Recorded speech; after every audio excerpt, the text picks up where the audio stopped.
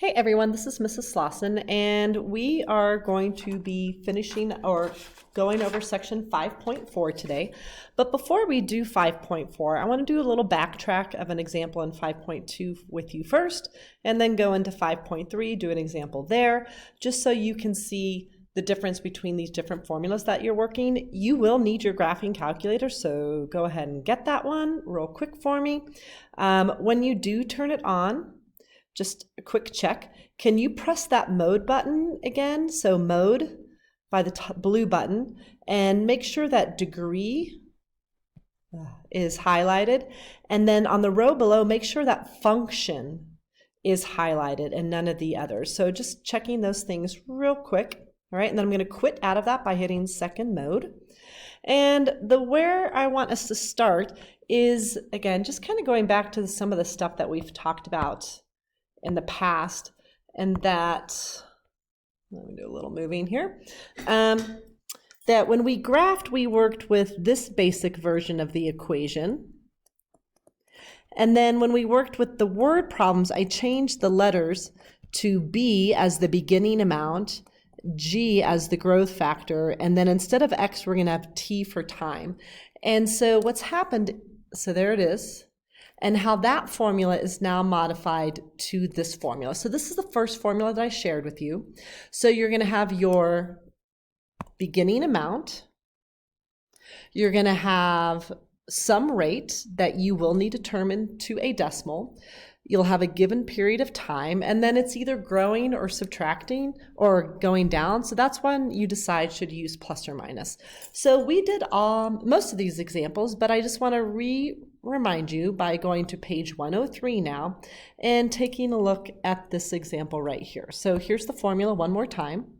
To get our new amount, you're going to take your beginning amount, and so you're going to use the full amount. That one is 100% as a decimal, because again, your calculator does not like percents, it likes decimals. So, and then you're going to either add or subtract, depending if it's getting bigger or smaller, your rate also as a decimal over some period of time. So let's go ahead and set this up. So when I look at this, you open a savings account with $500. After 4 years, your account has $541 in it. So what I would do is we're actually going to start with B, okay? So if we find an equation that models that, we would do to find our new amount, we start with our beginning amount, and with the savings account, we're going to start with the full $500, so that's 1 for 100%. And the savings account, it grows, so we're going to do plus. We're going to fill in our rate here in just a moment over any period of time. So that's the general equation. We're going to do a little math to figure out that R first, but here it goes. So now I'm going to go back to A.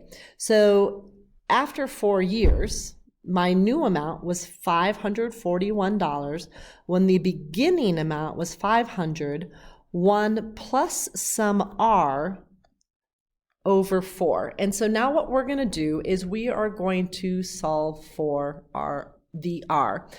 We can do this algebraically, and we can do this with the graphing calculator. I think because of just trying to get us better at the graphing calculator, we'll do this with the graphing calculator.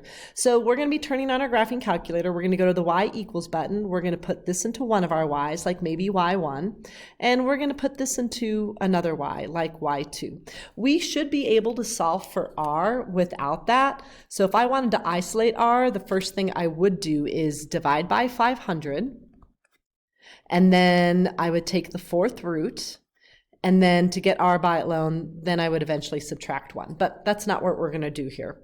All right, so go to your graphing calculator. And I got to find where it is. And this takes so much longer when I do this on the computer, so bear with me. So in one of my y's, I'm going to put 541. If you have anything else there, by the way, clear it out. And in the other y, I'll do 500 parentheses, 1 plus, I don't have an R, so I'll use X, and then I'm going to hit my exponent. This is an older operating system on this calculator, so I'll put the 4 here. The window, let's go to our window real quick. So X, X is my rate. So, like what do I think a savings account rate could be? I don't imagine a savings account rate being anything over like 10 or 15%. So remember, this rate is going to come back as a decimal. So the lowest rate would be no rate at all, 0. And then 10 or 15% is more like 0.1, 0.15. So I'm just going to have my X max actually just go up to 1 for 100%. And if you don't, that doesn't make sense, don't worry about it. Just put your X min and X max. And then my Y min, so the least amount of money I guess I could have is what I started with, so 500. So let's just go a little bit lower than that. Let's put 400. And the most I'm going to go for is the 541, right? So let's put like 600. And I probably should have tested this out, but let's see what happens. So there's your window. When you're ready, just hit graph. And here goes my 500 line. Oh, and then there goes the other one. Oh, so that's really close. So my X is way too big. So I'm going to change this from 0 to like, I don't know, 0.2. So I hit pressed window again, 0.2, and I'm going to hit graph. So there's my 500. Okay, there we go. And remember, when you want to find a point that intersects, you hit second, trace. You want to choose option 5. And then I just move my cursor closer to it. Doesn't have to be on it, but just a little closer. So it's getting there, it's getting there. All right, ooh, shoot. All right, now I just messed up. So here we go, second trace, intersect. I got too crazy. All right, that's close enough. I'm gonna hit enter 3 times. And there is my rate. So I'm gonna go with the first 3 numbers behind the decimal. So if I round it, that's 0.020. And that is my R as a decimal. If I turn it back into a percent, then I just move that decimal 2 times to the right. So right around 2% is the rate. So now that's the rate, but remember, we're going to keep the decimal value in here. So I'll put the 0.020. So anyway, there's your first general equation. And then I could use that equation, for instance, to answer question C. So according to your model, if your account continues to earn the same interest rate, how much money will you have after 30 years? So what's my new amount going to be if I invest $500 with that interest rate of 2% as a decimal after 30 years? And then I can just go back to my calculator, and here I can just use the main screen. So to get out of the graph, hit second mode, and I'm going to clear it out, and I'm just going to type this in. Whoops. Like I said, this is a little tougher on the computer, so just going to be silent here.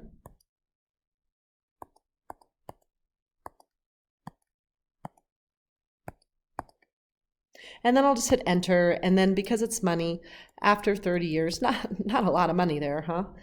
Where did it go? $905.68. That's a pretty low interest rate. All right, so $905.68. All right, so there's our first equation that we worked with, okay? So, just basic exponential growth or decay. We're gonna do one more review problem, so I'm gonna pause the video and then get to that page. All right, so now I've jumped to page 108, and on page 108, we took this formula. So again, here's our modification, page 108. We went from here for graphing to here for word problems. And then we modified that to this.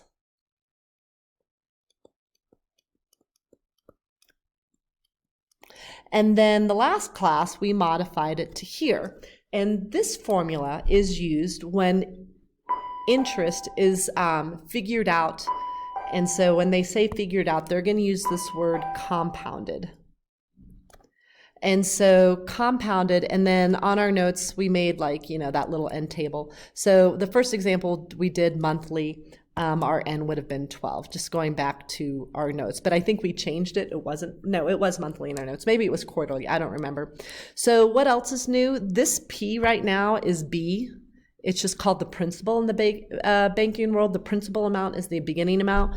You still have your little t for time. You still have your rate. But now we're going to add this fraction of n. So when I use this graphing calculator, I can't get, well, no, I think I can get the fraction to appear. Never mind. So when we were on page 108, we did this example. We did this example. Let's take a look at this one. So just bringing this formula back in, and I'm not going to do all of it. We're just going to do this part. You have a choice of investing $20,000 in an account with an 11% interest rate compounded annually or 11% compounded quarterly. That's the part I want to do. So because I see these words specifically here, compounded quarterly, when I start to see the word compounded and I go back to my formulas, I am not using this formula. When I see the words compounded, I'm using this formula. So knowing that formula, it would be there for you on your quiz. But to find my new amount, I'm going to take my beginning amount of $20,000. Because I'm investing, it will be plus. And this time I'm going to take my rate of 11%, turn it into a decimal. And because this is quarterly, my n value, quarterly means 4 times a year. Every 3 months, but 4 times a year. So that n's going to go in the denominator, and then that n's going to go in the exponent, along with however many years I'm looking at. And in this case, it's 30 years. So hopefully this isn't a huge, crazy amount. So then I would go to my calculator, just the main screen, right? And I would type all of this in. So let's practice that real quick. So going to my calculator, here we go, just main screen, 20,000. Make sure you get all your zeros, don't put too many.